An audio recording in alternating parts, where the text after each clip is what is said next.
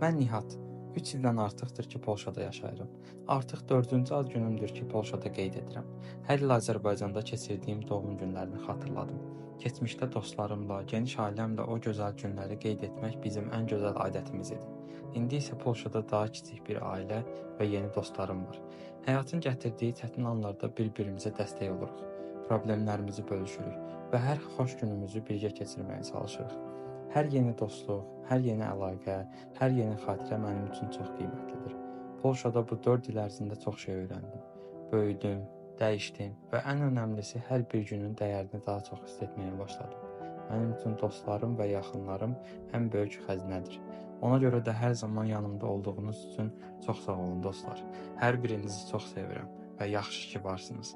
Həyatda sevgi və dostluqla dolu olan hər bir anı qiymətləndirin. Çünki onlar ən gözəl hədiyyədir.